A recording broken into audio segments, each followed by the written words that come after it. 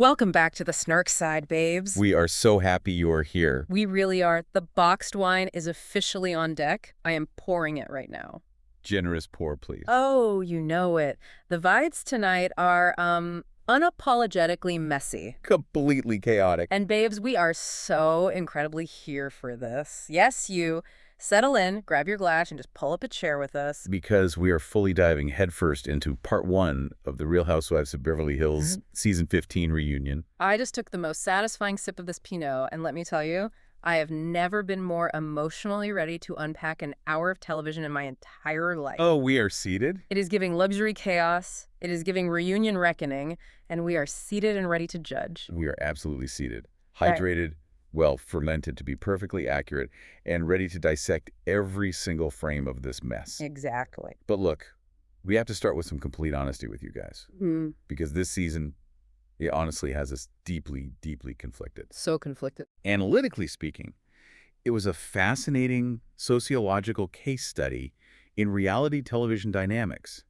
But emotionally, It was a total roller coaster, like a literal emotional roller coaster. let's be very clear from the jump, though.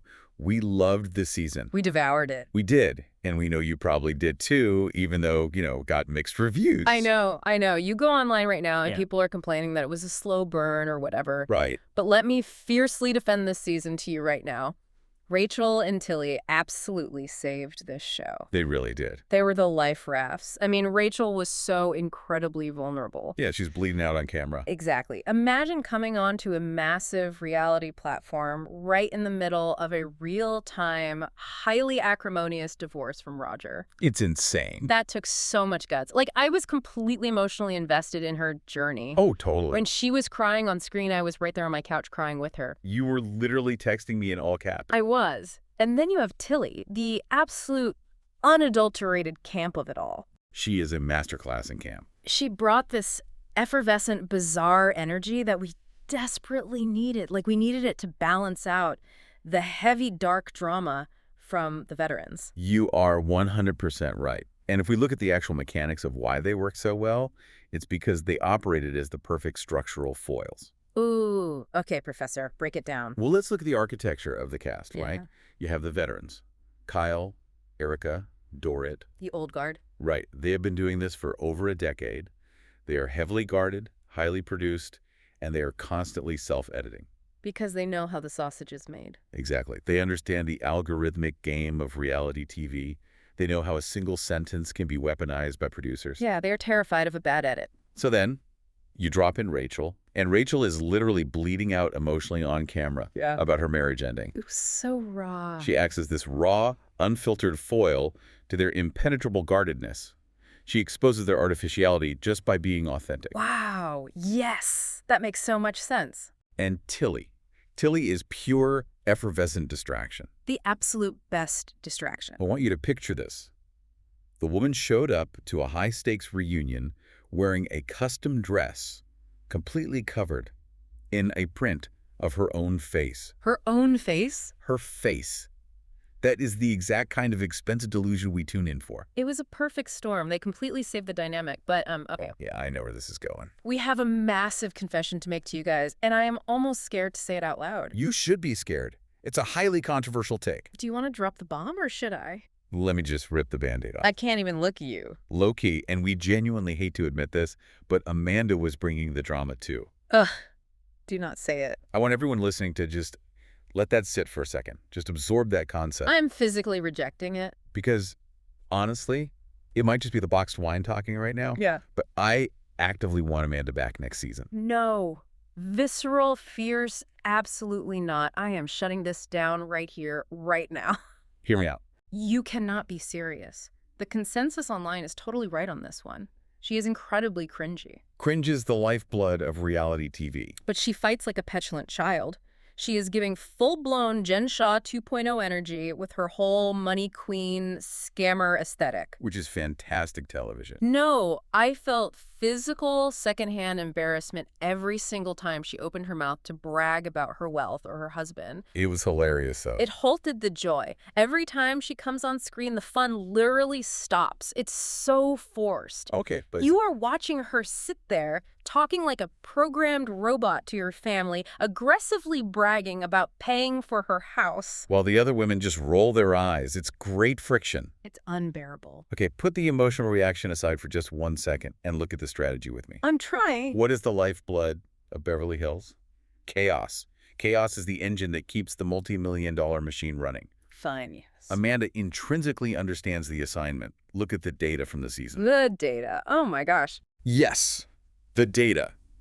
For 7 or 8 consecutive episodes, she single-handedly activated the entire cast. I mean, they did all hate her. Exactly. The veterans were practically asleep at the wheel, resting on their laurels. And then Amanda walks into a dinner party, and suddenly everyone has an explosive opinion. That dinner party was insane. She was the absolute epicenter of the drama. She kept the plot moving forward. She was the villain, yeah. If you remove her from the equation, what exactly were they going to talk about? Sutton's horses for another 12 episodes. Please no. You need a villain who isn't afraid to be universally hated. Amanda is that villain. But I don't want to watch her peddle her woo-woo online courses. I am actively manifesting her off my screen right now. She's a perfect antagonist. Let the authorities knock on her door entirely off camera. I do not need a second season of her trying to out-label everyone. You're going to have to agree to disagree. We really are, because my heart cannot take another season of her wealth signaling. Fair enough. But before we get into the actual reunion set, we have to tell you what we did to prepare for this. Oh, yes. The event of the century. Because we did something so incredibly special. Iconic. Truly one for the history books. We watched part 1 with Joan and Felicia. The legends. Yes. Our OG Snark queens at the local retirement home. And I am getting emotional just thinking about it. It was pure chaos. It was, without a doubt, the most iconic viewing experience of my life. I wish you could have been sitting right there with us. It was pure, unadulterated chaos is what it was. Let me paint the picture for you. Please do. The volume on the television was deafening. I am talking ear-splitting, vibrating the floorboards, loud. Because Felicia refuses to wear her hearing aids. She absolutely refuses. And the snacks. Elite. Top tier. The best. We paired our boxed wine with an endless overflowing supply of Werther's Originals. The juxtaposition of drinking cheap boxed wine and unwrapping butterscotch candies while watching women in custom couture scream at each other. It is cinema. It is high art. And their reactions. You think we are shady. We are nothing compared to them. Joan and Felicia were throwing shade that makes us look like absolute amateurs. I am completely serious. When Erika started talking about her new man making her feel, quote, safe. Oh my God, Felicia's reaction. Felicia literally yelled at the television squad, just screamed at the top of her lungs. What did she say again? She goes, safe. You dated a fossil who stole from orphans. I died. I literally died right there on the linoleum floor. I nearly choked on my Werthers. They have zero filter. None at all. It was the grounded, messy reality we needed to center ourselves before analyzing the expensive delusion of this cast. It was so pure. Which brings us to a very important point, and we are looking directly at you right now. Listen up, babes. We need you. We need you to mobilize and send us your absolute best, most powerful manifestations. I really do. Because we need to manifest a sponsor, like, immediately. I am emotionally desperate at this point. The well is running dry? Funding this lifestyle of luxury, delusion, and reality TV consumption is taking a toll on my spirit and my bank account. Exactly. We are highly available, and we have very real bills.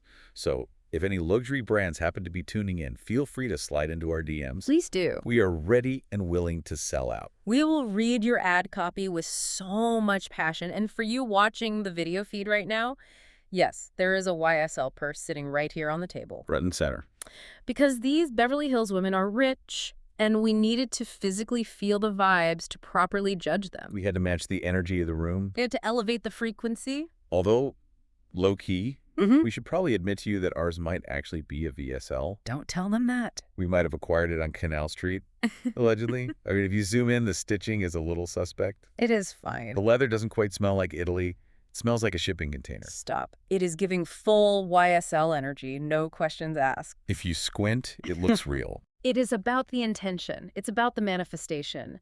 Cheers to our designer delusion, and cheers to you for joining us. Cheers to that. Let's officially welcome you into an analysis that is feeling expensive, slightly delusional, and fully ready to judge. Let's get into this recap. Let's do it. Okay, so we have to start with the visuals, the look, the set, and the absolute makeup tragedy that occurred on that stage. Oh, the tragedy was immense. Yeah. Let's analyze the set first, because the production design always tells a story.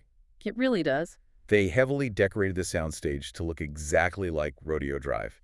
It fits the expensive delusion of the show perfectly. It was so over the top. They literally had a vintage luxury car parked on the set, an actual automobile parked indoors, just to seamlessly match the Beverly Hills aesthetic.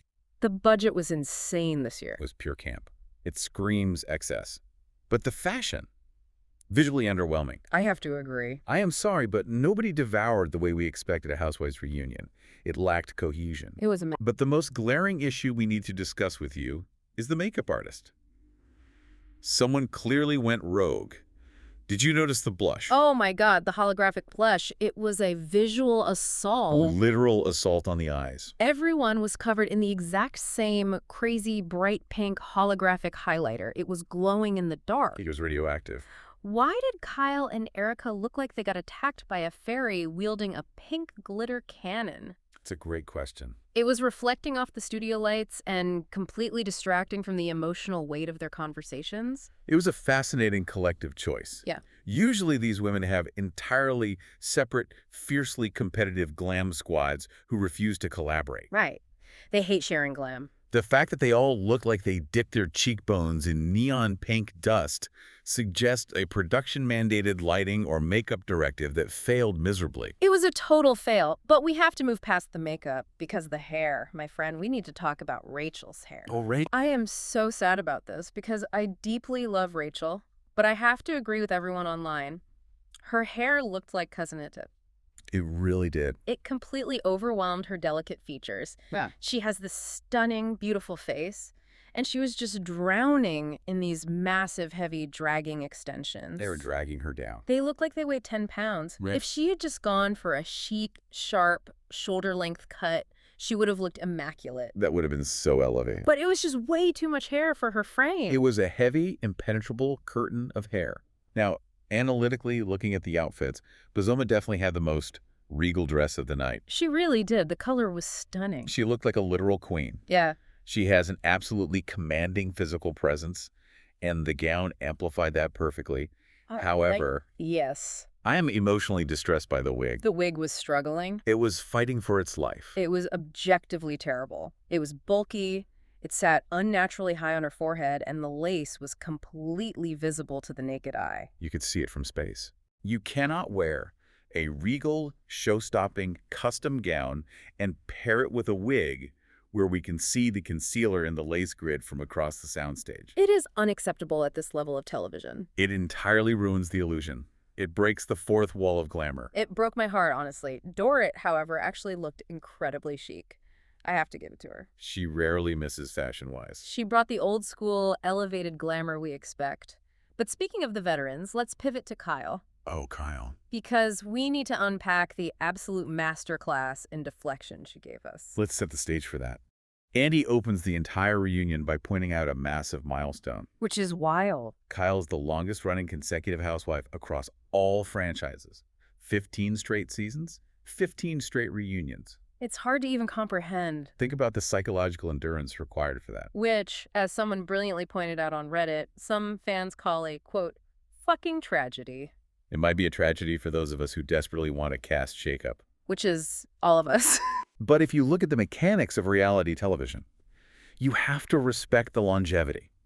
You survive a highly toxic, fiercely competitive environment for a decade and a half requires a profound level of strategic, producing from the inside skill. She is definitely producing from the inside. You have to know exactly when to advance, when to retreat, and who to throw under the bus to survive. Well, her producing skills were on full, unedited display tonight.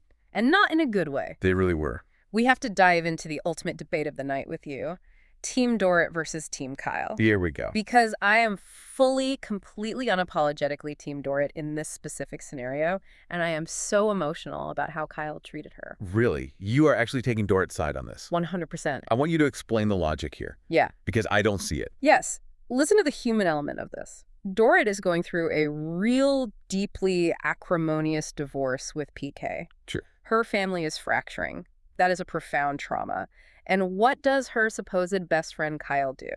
I mean, she stated facts. No. Kyle goes to the entire group behind Dorit's back and labels Dorit as erratic and manic. Which she was being. Why did she do it? Because Dorit was running late to an event. And because Dorit spent $4,000 at Rachel's friend's shop in the Hamptons. Which is an insane amount of money for candles.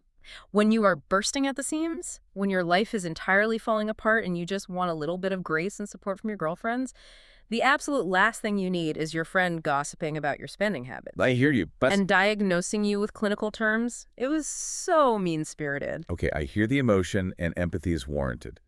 But let's look at this analytically. I am leaning slightly Team Kyle on this specific point. How can you defend that? Why? Because we have to look at the financial reality. Dorit is a walking, talking financial liability. Well, that's true. I want you to grasp the scope of this. Her house is in pre-foreclosure. Again, It is so dark. it's incredibly dark. She is reportedly $800,000 in debt to the IRS and various creditors. I get anxious if I have a $50 balance on my credit card. Exactly. So if you are Kyle and you know your friend's financial house is actively burning to the ground, of course you are going to side-eye a $4,000 impromptu shopping spree. But she didn't have to announce it to the group. Dorit bought out an artisanal store just so they, quote, don't leave empty-handed.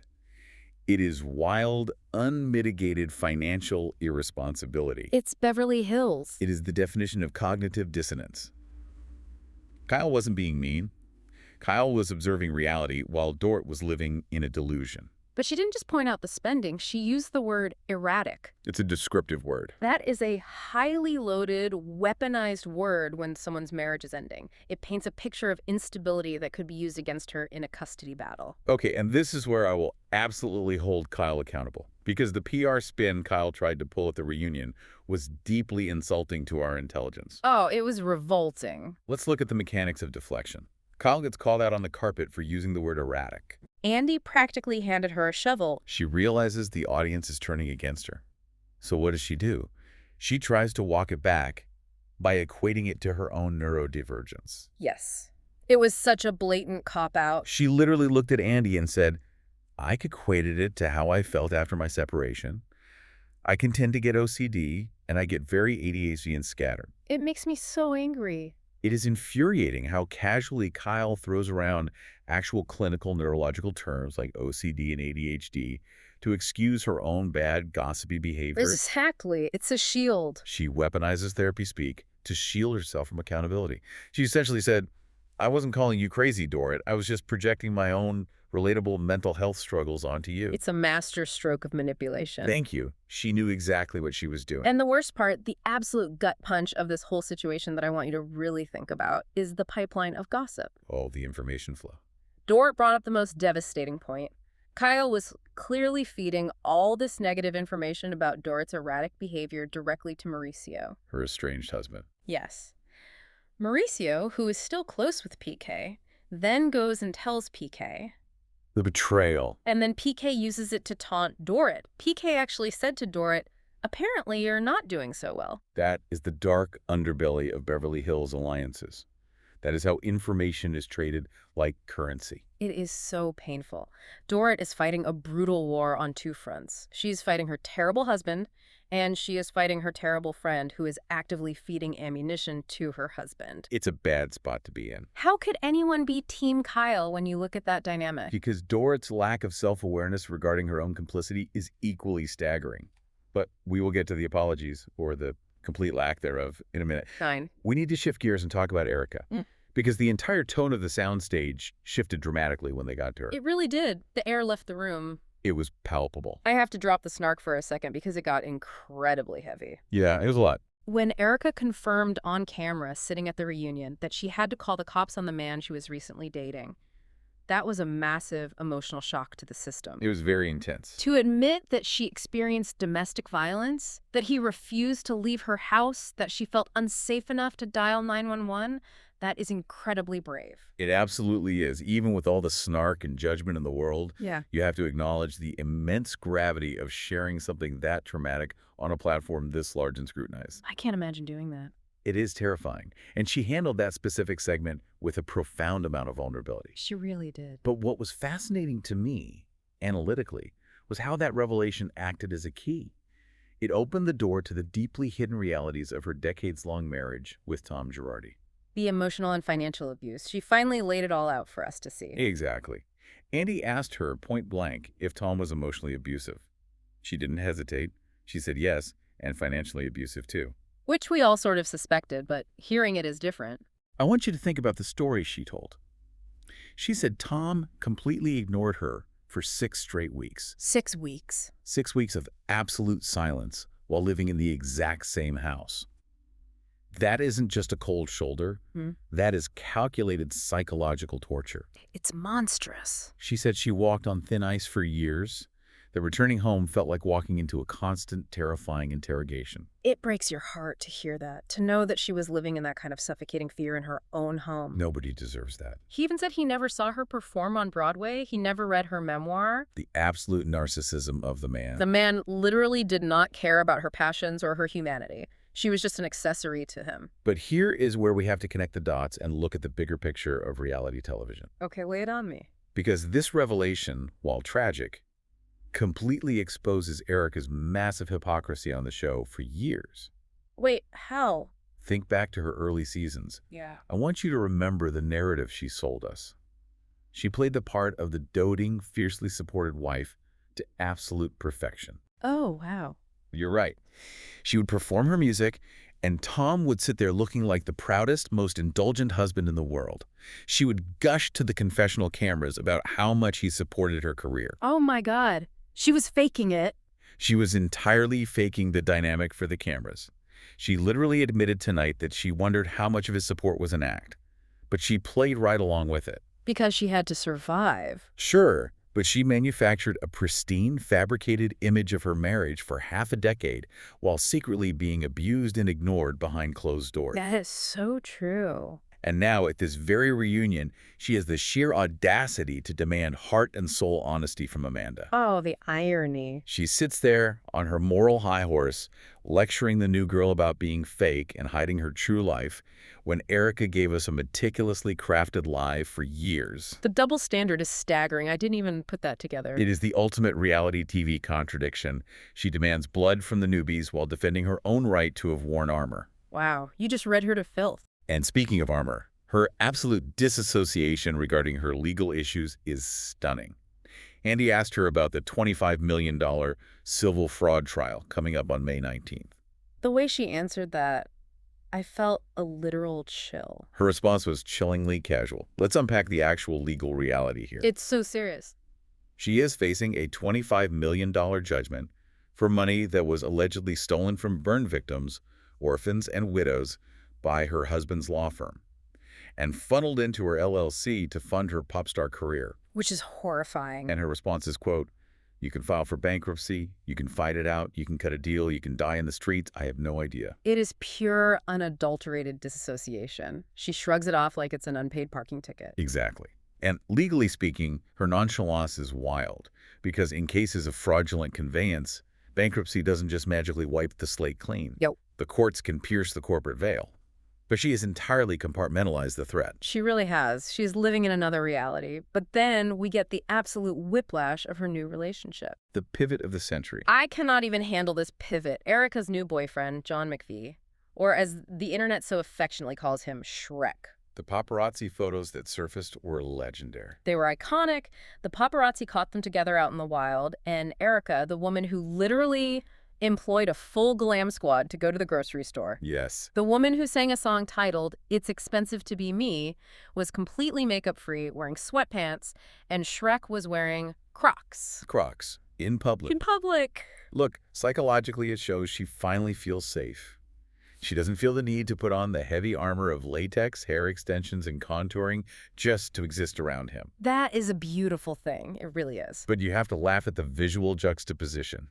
The diamond-encrusted ice queen of Beverly Hills, humbled by a man in foam clogs. I love it for her. I genuinely do. She looked genuinely happy and at peace. She did. But speaking of relationships and hypocrisy, we absolutely have to talk about Rachel, because the hypocrisy did not stop with Erika tonight. Oh, Rachel.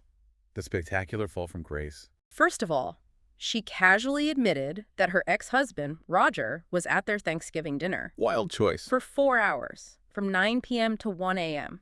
And she tried to blame it entirely on her mother, saying her mom pushed for it because he's the father of her grandchildren. Of course, blame the mother. But let me ask you this. You just filed for an incredibly messy, highly publicized divorce, and you are hosting him at your table until 1 in the morning. It's messy. It suggests the boundaries are completely blurred. Exactly. But the real gag of the night, the moment that had me laughing hysterically at the television, was the fan question from Reddit about her new man. Oh my God, the life coach. I was screaming. Yes. So, Rachel was recently photographed on a red carpet with this new guy, Sasha. Andy reads a fan question that flawlessly points out this guy is a life coach who sells online courses. The silence on the set was deafening. Let that sink in. He sells online courses. That is the exact same business model that Rachel spent the entire season tearing down, mocking, and aggressively calling a scam when Amanda did it. The stuttering. I have never seen a housewife short circuit on national television quite like Rachel did in that exact moment. Her brain broke. She was completely, utterly cornered by her own hypocrisy. It was pure poetry. You watch her brain scramble for a defense. Oh, she tried. She starts stammering, trying desperately to differentiate her boyfriend's grift from Amanda's grift. She calls his work mind-body alignment. Mind-body alignment. She says he helps people get back to center. I want you to realize that is the exact same pseudo-intellectual word salad that Amanda uses to sell her program. It is the exact same thing. A blatant double standard was glorious to dissect. And you could see Amanda sitting across the room, just quietly soaking in the absolute vindication. Amanda literally whispered, "I would die," when the question was read. It was karma delivered on a silver platter. Which brings us right to Amanda in the hot seat. The money queen herself. The catalyst for all the chaos. They really came for her over her husband, Eddie. Let's review the tape. Let's review it. Amanda made a comment during the season that she makes more money in a single month than her husband does in an entire year. A flex, honestly. The veterans, specifically Erika and Rachel, were clutching their pearls so hard I thought they were going to turn to dust. They were so offended. They spent 20 minutes lecturing her, saying she was emasculating him, that it is deeply disrespectful to speak about your husband's finances that way on camera. Which is incredibly rich coming from a group of women whose marriages are either actively ending, permanently ended, or ended in massive federal indictments. Exactly. I think Amanda's comment was a bit tacky, sure. We don't need to see your W-2s to know you're wealthy. Yeah. But I deeply respect the transparency. She is incredibly proud of being the breadwinner of her family. Why should she have to shrink her financial success to protect a man's fragile ego? Analytically, what you are watching is pure projection. It really is. The veterans were projecting their own deep-seated marital insecurities onto Amanda. They are furious that Amanda has a husband who actually holds a job, even if he makes significantly less, and isn't funding their lavish lifestyle with stolen settlement money. Preach. Or leaving them drowning in pre-foreclosure debt. Amanda stated very clearly that she checked with Eddie before the show aired, and he wasn't emasculated at all. He agreed with the math. He is secure in his masculinity. Mm. But Erika just couldn't let it go. She ominously warned Amanda that these comments are seeds that will fester and blossom into deep resentment. Erika suddenly transforming into a licensed marriage counselor is a wild choice. She's the last person who should be giving marriage advice. But the absolute peak of hypocrisy, the moment that made me spill my wine, was Erika scolding Amanda about the Chanel bag. This was incredible. The lack of self-awareness is something to study. It belongs in a textbook. Erika calls out Amanda for a hot mic moment, where Amanda told the cameraman in Sedona, "Make sure you get a shot of my Chanel bag." Yeah, so tacky, but Erika literally looks down her nose at her with sheer disgust and says, "We are too old for that. You cannot leave with that shit." Erika Jayne, the woman whose entire meticulously crafted brand for 6 seasons was wealth flaunting. The exact same woman. The woman who proudly flew her massive glam squad first class around the world and bragged about spending $40,000 a month on hair and makeup. Literally bragging about it. She is lecturing someone about not bragging about designer labels. It is the most staggering lack of self-awareness I have ever witnessed in 15 years of this franchise. It perfectly proves the underlying dynamic. Uh-huh. The veterans simply hate Amanda because she absolutely refuses to kiss the ring. Exactly. She didn't come in submissive. She came to their territory hot, she owned her tacky new money wealth, and they despise her for not playing the humble newbie. She refuses to assimilate to their code of conduct. And it drives them crazy. Okay, we have to keep moving because it is time to dig into the actual evidence. We are moving into our first segment. Let's do it. Let's look at the receipts. Yes. Reunion receipts. We are going to analyze who came prepared and who completely fumbled under the immense pressure of the reunion lights. We have to break down the ultimate receipt of the night, which was the Bozoma versus Amanda showdown. Oh, this was brutal. I want you to pay close attention to this because it was a masterclass in how not to lie on reality television. It was a failure of crisis management. It was so painful. I had secondhand embarrassment so profoundly bad, I had to physically hide behind a throw pillow on my couch. So let's establish the setup. Amanda gave an interview to the press prior to the reunion where she claimed Boz confided in her that she was actively losing money on her online courses. Right, yet the press interview. Andy brings this quote up to the group. Boz immediately goes on the aggressive offensive. She confidently, arrogantly declares, "When in the hell did I tell you that? I didn't say that." She was so adamant. She tries to completely discredit Amanda and make her look like a delusional, fame-hungry liar. Boz was so unbelievably smug. She was looking at Amanda like she was dirt, saying, "Why would I ever confide in you? We aren't friends." She went for the jugular. She totally tried to gaslight Amanda right there on the stage in front of millions of people. But look at Amanda's strategy. Amanda doesn't scream. She doesn't cry. She stayed completely calm. She holds her ground entirely and simply says, "I think they have it on camera." And then the absolute worst fear of any housewife comes true.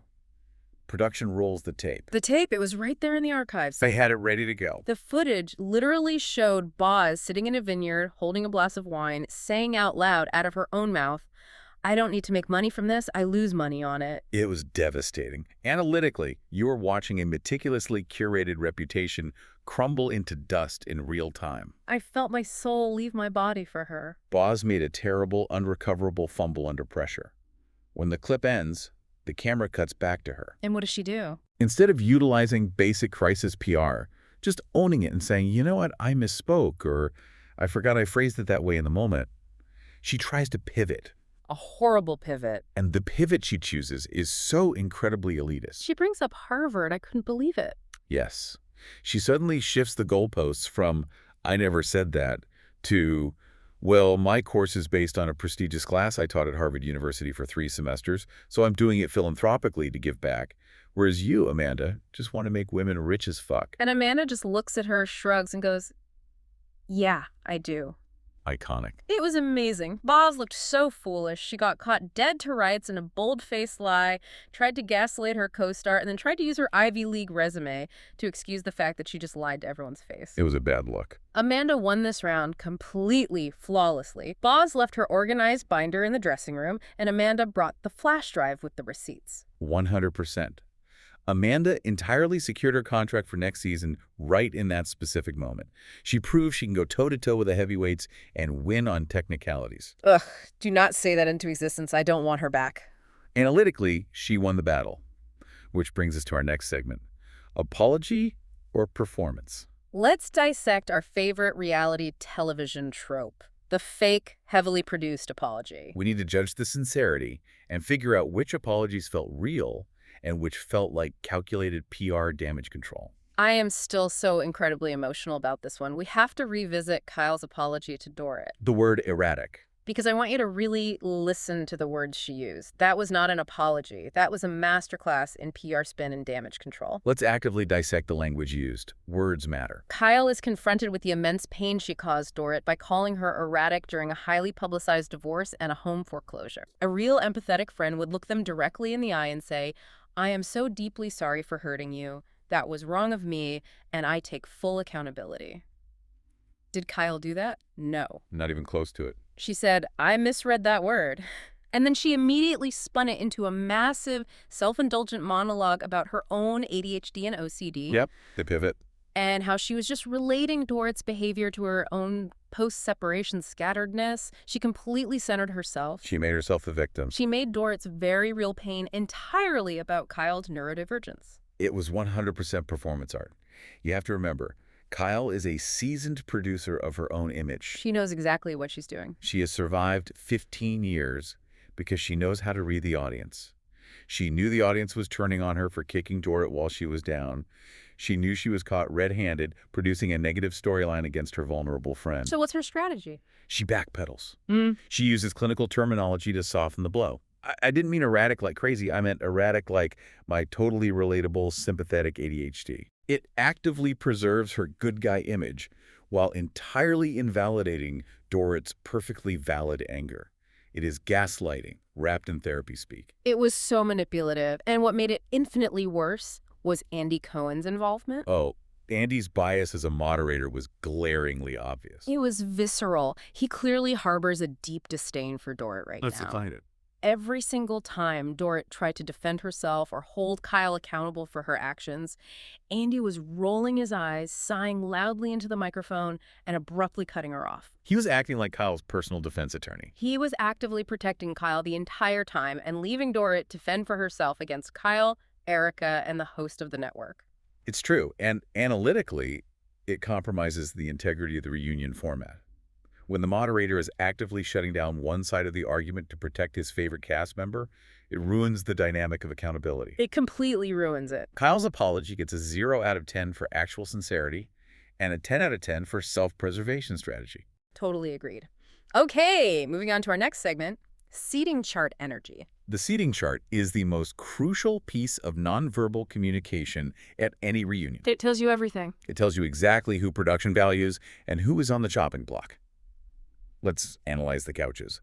Who earned their spot right next to Andy, and who should have been sitting on a folding chair out in the hallway? Let's start with the coveted first chairs, Kyle and Erika. Analytically, you simply cannot argue with Kyle's placement. Hmm. It is her 15th consecutive season. She is the anchor of the entire franchise. Sure. She had the high-profile separation storyline, the deep conflict with Dorit. She earned the first chair on the left by sheer volume of narrative. But honestly, I am tired of it. Thank you. It feels like a legacy appointment rather than a merit-based one at this point. I completely agree, and I'm so genuinely mad about Dorit's placement. Where was she? Dorit should have been in a first chair, or at least significantly closer to the center. She is giving us actual real-life stakes. Real stakes. A pre-foreclosure on a massive mansion. An incredibly acrimonious divorce. Her husband taunting her via her best friend. That is the absolute core drama of the season. It is the A storyline. She deserved to be right next to Andy, not shoved down the far end of the couch. The seating chart heavily favored the establishment over the actual narrative drivers. Erika got the right first chair entirely based on her domestic violence revelation and the looming $25 million trial. Which fair, I guess. Which is fair from a stakes perspective, but she barely engaged with the group dynamic this entire season outside of scolding Amanda. Speaking of people who didn't engage, who is lucky to even be in the room? I am going to throw major analytical shade at Pozoma right now. Yes. Let's get into it. Look, the regal dress was great from the neck down, but the wig was actively struggling, as we discussed. The lace was loud. More importantly, she got completely exposed as a liar in her only major conflict of the entire season. She spent the entire season acting above the fray, acting like a Harvard intellectual among reality stars. And the one single time she got in the mud with Amanda, she fumbled the bag horribly. She is lucky to be sitting on that couch at all. She really is. But I want you to think about Sutton for a second. Sutton's track. Oh, Sutton. Sutton was completely, absolutely silent for the first 50 minutes of this reunion. She didn't say a single word. She was a prop. Andy finally tossed her a pity question about Amanda, and Sutton chimed in with some entirely irrelevant comment about her own divorce from years ago that nobody asked for. It was so random. Sutton was quite literally stealing a paycheck for part one. She should have been out on a folding chair in the hallway with the production assistants. She really was just decorative in this episode. She contributed absolutely zero narrative value. Okay, we are getting to my absolute favorite part of the analysis. It is time for our final segment, Snark Squad Reunion Predictions. Time to get a little unhinged. Let's do it. We have analyzed all the data, We have built the psychological profiles of these women. What is coming next for our Beverly Hills cast? Let's look into the crystal ball and throw out some bold takes. Prediction number 1, and this truly breaks my heart, but I feel it deep in my bones. The house. Dorit's house. Yeah, that house is gone. Listen to me. PK is definitely not bringing that house current. He is not going to suddenly produce $800,000 to pay off that debt. He is going to let it go. The financial math simply doesn't support him saving it. He's been living abroad in Europe. The house is in pre-foreclosure yet again. The asset is entirely distressed. It's done. Exactly. I emotionally predict that by season 16, we will see Dorit living in a very chic, heavily stylized, drastically downsized Encino A condo. luxury townhome. She will try to spin it to the cameras as minimalist living or starting fresh post-divorce, but we will all know the truth. The Beverly Beach Mansion era is officially over. That is a highly probable, economically sound outcome. Let's move to prediction number 2, the legal drama. Specifically, Erika's trial on May 19th. Oh, the $25 million question. What happens next? Analytically speaking, based on the sheer fact that her ex-husband was just recently sentenced to 7 years in federal prison for this exact massive financial fraud, her civil trial is going to go terribly for her. It's going to be a disaster. The precedent is set. She is going to be found liable. But here is the bold prediction. I'm ready. She will lose the case, but she will somehow miraculously spin the massive financial ruin into a brand new residency in Las Vegas, or a highly questionable DJ tour through secondary markets in Eastern Europe. Oh my God, yes, I can see the flyers now. Erika Jayne live in Ibiza. Exactly. She will leverage the infamy. She will likely never pay a single dime of that judgment back to the victims, but she will be spinning tracks in a club in Croatia to pay her defense lawyers. That is so profoundly dark, but so incredibly accurate to her character. It's just math. Okay, my turn. Prediction number 3. The cast shakeup. We already know exactly where we stand on this. I am boldly predicting that Amanda will absolutely be asked back. Please no. The producers know exactly what they're doing. The veterans fiercely hate her. The audience is deeply polarized by her, and she dramatically increases the word count and volume of every single argument she's in. She is coming back with a diamond. I am dramatically protesting this. I am entirely rejecting this energy. It's happening. But fine, if she comes back, here's my unchanged prediction. By this time next year, Amanda's scammy online business will be fully legally exposed. Ooh, a takedown. We are going to get a Jen Shaw Part 2 situation. I predict the FBI is going to raid the massive Bel Air house she just bought. We can only hope. And we are going to find out the entire mind-body alignment course empire was just a glorified Ponzi scheme. It is written in the stars for reality TV grifters. A federal indictment would certainly secure her spot as a top-tier legendary housewife. Analytically, I welcome the chaos. You are sick. But that is all the time we have for Part 1. I have to wrap this up before I manifest a subpoena for myself just for talking about it. We are innocent bystanders. Thank you so much for hanging out with us in our designer delusion tonight. We loved having you here. Yes, thank you for joining us. And a quick reminder to you, please share this with a fellow messy reality TV friend. The more the merrier. Jag your friends. And don't forget to rate and review. 5 stars only, obviously. We don't accept criticism. Never. It completely ruins our mind-body alignment. But really, bringing it full circle, we started this hour with boxed wine and Canal Street designer delusion. I have V-delusion. And we ended up fully, deeply invested in reunion chaos, home foreclosures, and Harvard course receipts. Exactly as we should. This is where we belong. In the mud, analyzing the mechanics of the drama, wearing fake fashion. Exactly. So until next week for Part 2, stay luxurious. Stay messy. And we will see you on the Snark side.